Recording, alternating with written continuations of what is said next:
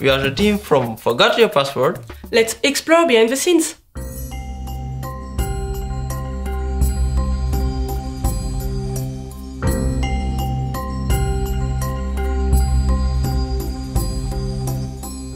Our movie is a metaphor for internet issues like lost passwords.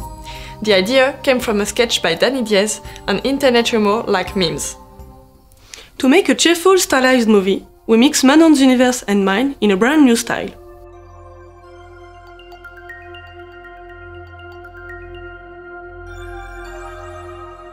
We wanted a workflow combining 2D and 3D techniques to take advantage of both.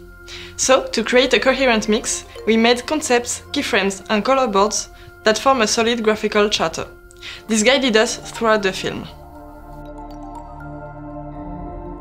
Using 3D for our layout and architectural elements ensured flexibility when framing the shots. I modeled and rigged the 3D props while maintaining the 2D style. Clarisse and Manon drew the asset blueprints for the props, which I then used to create low poly modeling of the door, the keyboard and the book. Then I rigged these props, respecting the characters' interaction and the animation style. I created a custom shader that gave us more control over each aspect of the rendering in a 2D friendly way. From the painted textures, I extracted masks that I used to break smooth gradients, such as ambient occlusions. This gave us a more organic effect. Finally, we hacked light using geometries to shape the light. We also baked the lighting directly into the textures. We made the backgrounds and vegetation directly in 2D to gain time. The tricky part was the integration. We carefully matched the lighting and the 3D perspectives. Once we had achieved seamless environments, the challenge was to put characters into them. We have 3 main characters, each with a unique design and a different workflow. The owl is literally a cube. The obvious choice was to make it in 3D, but we did the facial animation in 2D directly in the texture. The peewee is mostly in 2D. I built a rig to avoid doing it on each frame. We use 3D only to generate shadows and keep the peewee in proper scale. For the adventurer, we were inspired by 2D animation codes. We kept simple and sharp colored shapes. We also added lines to bring out lighting and shadows.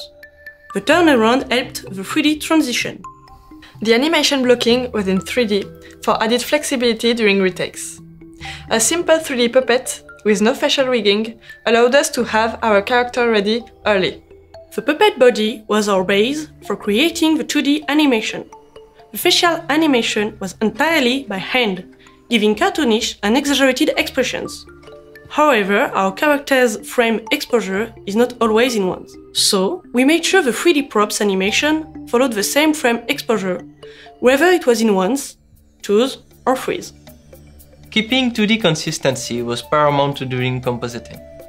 I broke up the perfect geometry lines in screen space using brush-like noises and deformers rather than deforming the geometry.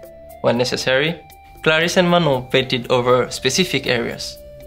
We merged everything with paper-like textures based on animated noises that follow the characters' animations. All these steps helped us to better match our keyframes, which gave the film the visual coherence it needed to be fun, colorful and silly enough to make people chuckle.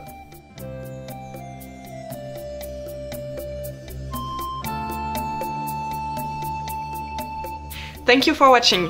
We hope you had fun. Maybe we'll see you for future exploration.